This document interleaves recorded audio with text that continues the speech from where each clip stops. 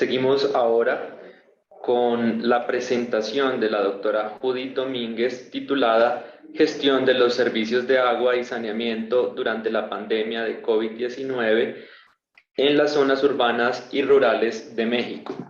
La doctora Domínguez es profesora investigadora del Centro de Estudios Demográficos, Urbanos y Ambientales del Colegio de México, nivel 2 del Sistema Nacional de Investigadores de CONACYT, doctora en Derecho por la Universidad Autónoma de Madrid y fue directora adjunta de Políticas Públicas y Marco Legal en la Subdirección General de Planeación de la Comisión Nacional del Agua en México. Bienvenida, doctora Judith. Buenos días, ¿me escuchan? Sí, señora, se le escucha bien. Perfecto. Buenos días, gracias por la invitación a participar en este evento. Yo me voy a referir a la gestión de los servicios públicos de agua y saneamiento en el país, en México, durante la pandemia. A ver, voy a ver si estoy teniendo problemas con ahora. Voy a abordar tres grandes temas. Aquí pueden ver el índice. Creo que primero es importante contextualizar dentro de la teoría y cómo se prestan los servicios públicos en el país y cómo es el acceso al agua, tanto para poblaciones urbanas como para poblaciones rurales. En segundo lugar, las acciones que se tomaron, que se adoptaron durante esta pandemia. Y en tercer lugar, cómo se lee esto, cómo podemos mirarlo desde el punto de vista de los derechos humanos, del enfoque basado en derechos humanos. Quiero poner algunos datos porque, a ver, mi explicación la estoy haciendo desde la complejidad de un país y es la complejidad y la realidad de América Latina, porque es muy común, ¿no? Una complejidad que pasa por la irregularidad urbana, por asentamientos informales bastante precarios, por un crecimiento desordenado y por un crecimiento urbano muy acelerado. La región latinoamericana es la que más crece, más rápidamente crece a nivel urbano. Estamos en alrededor del 80%, hay países que tienen más población urbana aún. En México, de acuerdo a los datos del Censo de Población y Vivienda de 2020, el 79% de la población es urbana, pero aquí hay un dato todavía más, quizá más interesante para poder entender cómo se adoptaron medidas frente a la pandemia. En 10 de las 74 zonas metropolitanas del país reside el 63% de la población. Es decir, que no solamente es una población urbana, sino que además es en su mayoría metropolitana. Tenemos municipios tan grandes que pueden tener 2 millones de habitantes y otros, los menos, de 15,000 habitantes. Entonces hay una gran disparidad y jurídicamente tienen las mismas competencias y por ahí empiezan los problemas, ¿no? Tenemos de ese 21% de población rural, pues está bastante dispersa en más de 185,000 localidades rurales que son menores a 2,500 habitantes. Bueno, en temas de agua, bueno, existen más de 3,500 prestadores de servicios de agua y saneamiento, de los cuales 672 son organismos operadores formales, 1,500 centralizados, quiere decir que el municipio directamente presta el servicio público, los anteriores son organismos descentralizados, y hay una infinidad de comités rurales. Aquí hay una cifra que da la Asociación Nacional de Empresas de Agua y Saneamiento de 1,300, pero la realidad es que no existe un padrón de cuántos comités de agua están surtiendo, abasteciendo de agua, sobre todo en localidades rurales. Bueno, la situación de estos prestadores de servicio en términos generales no era nada buena, y sobre esto llega la pandemia. Tenemos una crisis sanitaria común en todo el mundo, y creo que los problemas también son comunes que los que enfrentaron los prestadores de servicios de agua, al menos los del tercer mundo, ¿sí? Se presentó una reducción de aproximadamente un 45% del presupuesto federal que se destinaba a agua y saneamiento. Eso fue hasta 2016. Entonces ya tenemos unos organismos bastante debilitados en términos financieros y la mayoría, al menos de México, eran insostenibles en términos económicos. Es decir, que no están recuperando a través de las tarifas el costo de la operación, mantenimiento y rehabilitación de la infraestructura.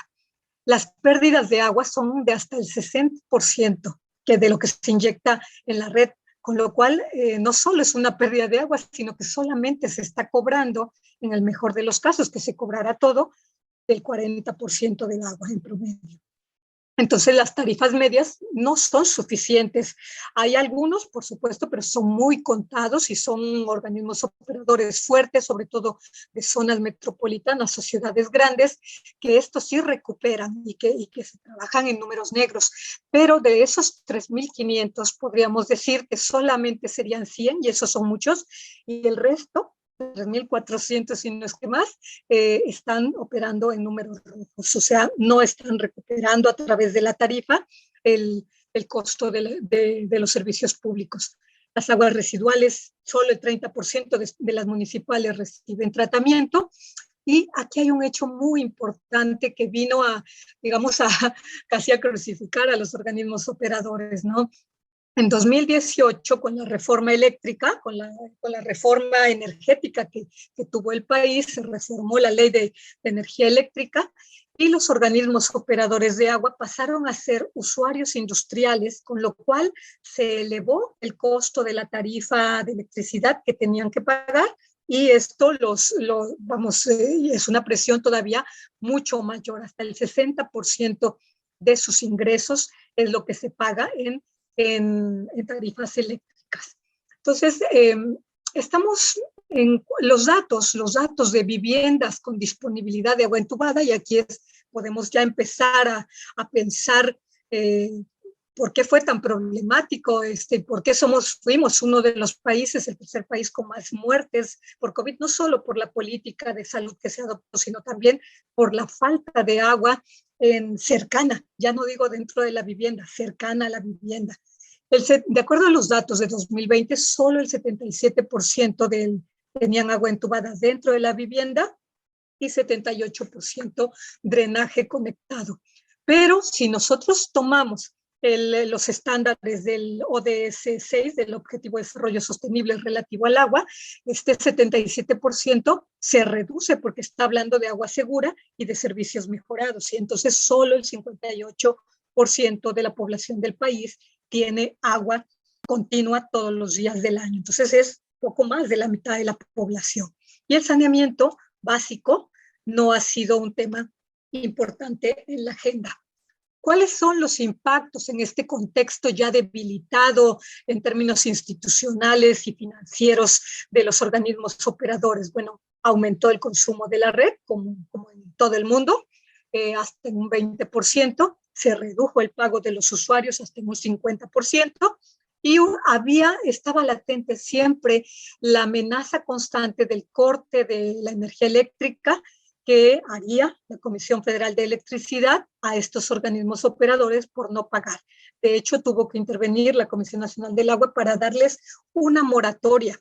Se han presentado reformas, propuestas, se ha hecho el cabildeo necesario para pedir que se cambie de no considerar los usuarios industriales, y sobre todo el argumento ha sido porque están, o no están garantizando, pero son los llamados a garantizar el derecho humano al agua.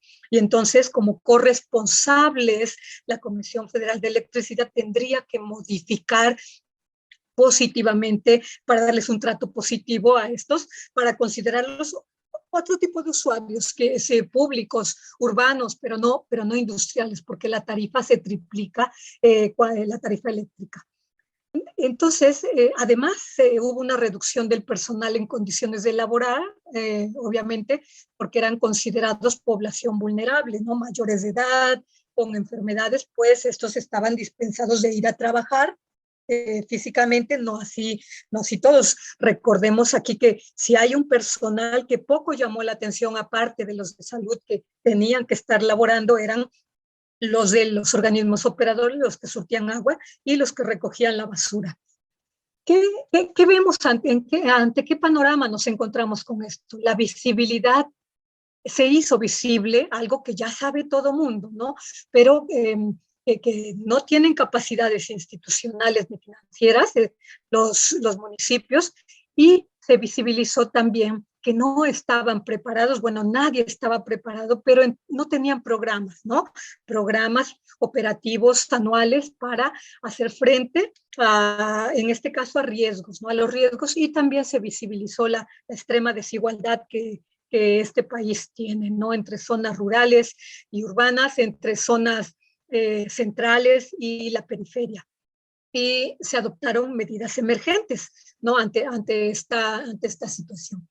Ahora voy a pasar ya al ámbito más jurídico. México es un estado federal, por lo tanto es muy importante ver quién es el obligado a la prestación de los servicios y cómo intervienen los otros dos niveles, el estado, las entidades federativas y la federación. Ante la ausencia de planes de emergencia o de contingencia para las instituciones de salud y los organismos operadores, los nuevos patrones temporales y espaciales de demanda de agua, la escasa planeación urbana de esta realidad municipal que les he contado antes, o una población rural con baja cobertura, y la necesidad de garantizar también al mismo tiempo, no por eso menos importante, la seguridad alimentaria, es decir, asegurar agua también para la agricultura y para producir los alimentos que eran necesarios para llevar a la ciudad. Si bien hay unas competencias repartidas, la administración se encarga la federación se encarga de la administración de las aguas exclusivamente, y los municipios de la prestación de los servicios públicos, tratándose de garantizar el derecho humano al agua. La reforma constitucional la establece como una responsabilidad compartida. Entonces, pues aquí hay que hacer como un poco de ingeniería jurídica para poder determinar qué le toca a cada ente, cuál es la responsabilidad bajo el enfoque de derechos humanos, concretamente de derecho humano al agua. Las medidas adoptadas, aquí se adoptaron medidas en el ámbito federal, en el ámbito municipal, menos quizá en el ámbito estatal. Bueno, entre estas medidas, en el ámbito federal, bueno, hubo instalación de sistemas de agua en los hospitales temporales con apoyo de la iniciativa privada. Eso fue quizá algo muy importante porque la iniciativa privada puso a disposición no solo recursos financieros, sino instalaciones, muchísima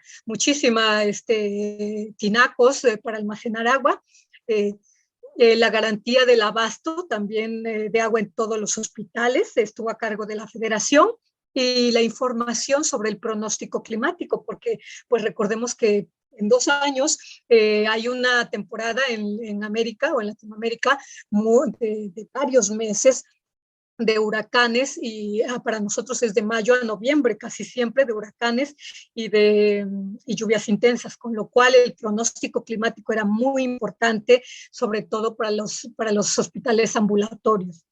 La federación también se encargó del monitoreo de la desinfección de agua en hospitales, sobre todo, y de la limpieza de drenajes.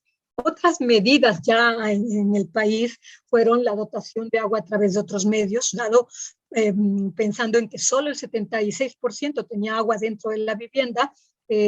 Había que pensar en el resto de la población, y bueno, los camiones tanque, la instalación de tinacos, que es la foto que ven arriba, para en lugares cercanos, digamos, hidrantes públicos, también la realizó. El reparto de gel en comunidades rurales, dado que ahí era muy difícil llevar este tipo de agua, o sea, este tipo de soluciones alternativas para almacenar el agua. Entonces, pues la opción fue agua hasta donde se puede, y el reparto de gel para provocar la higiene en mayor medida, ¿no?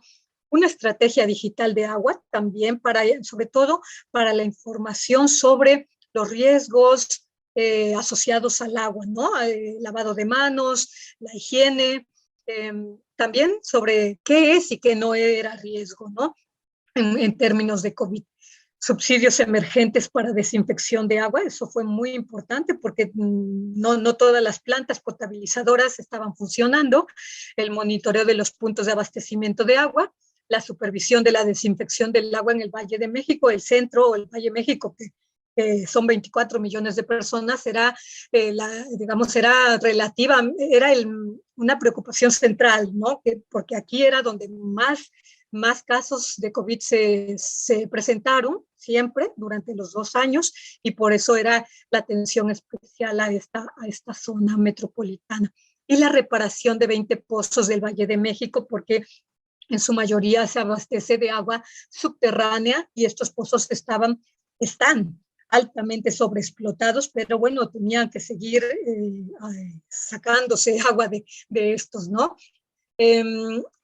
Entre las medidas que adoptaron los organismos operadores, vamos a encontrar emergentes, como les digo, salvo la ciudad de Monterrey, que es un organismo operador de primer nivel en el mundo, tenía un plan de emergencia, ¿sí?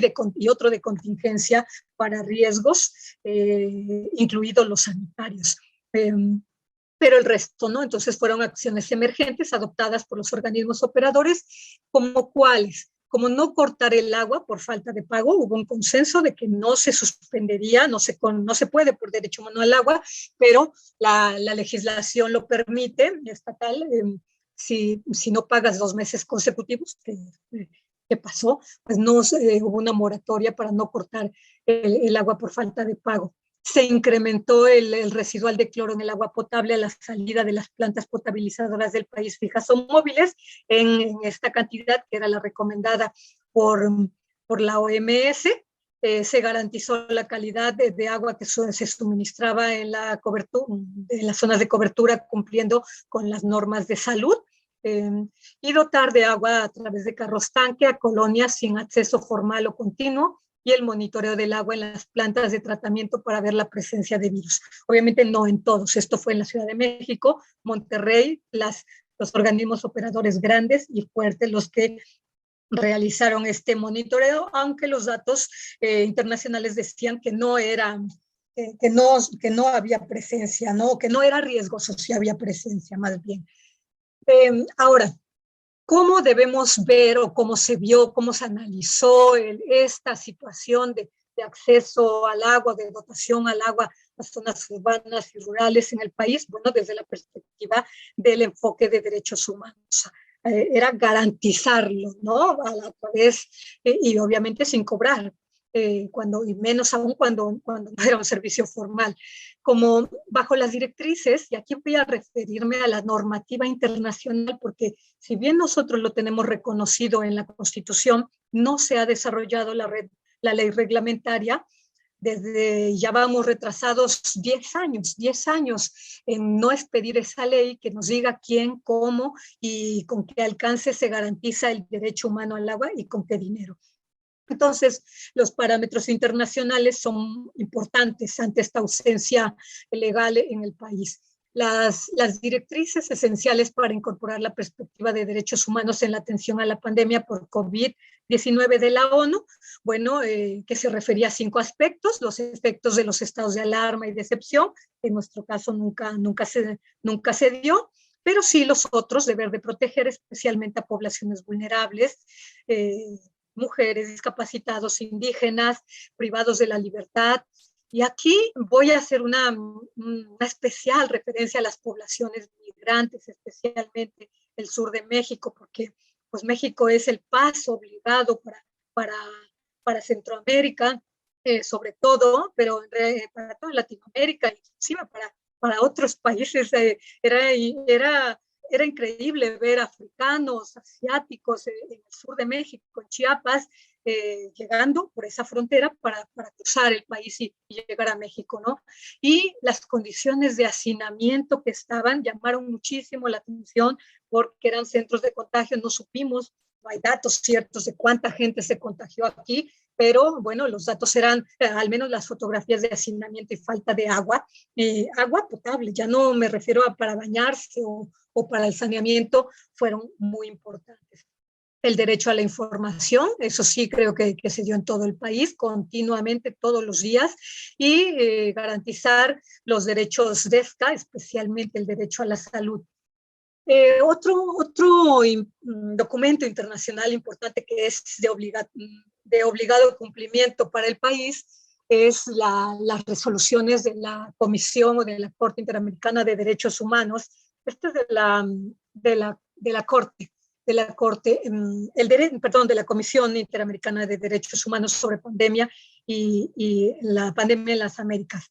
Entonces, aquí, ¿qué recomendaban? Pues el enfoque, mirarla, gestionarla con un enfoque de derechos humanos que contemple y nada más y nada menos todas estas características que, bueno, no era fácil para nosotros cumplir: universalidad, indivisibilidad, interdependencia de los derechos humanos, interrelación, igualdad, no discriminación, perspectiva de género, la interseccionalidad, por ejemplo, con la pobreza, la inclusión, rendición de cuentas, bueno, el fortalecimiento de la cooperación entre los estados, que eso, bueno, sí lo hizo el país, sobre todo para países, mirando hacia Centroamérica, y los grupos en situación de especial vulnerabilidad, la cooperación internacional que ya decía yo. Otro documento importante internacional fue la resolución de la Corte Interamericana de Derechos Humanos de 2020,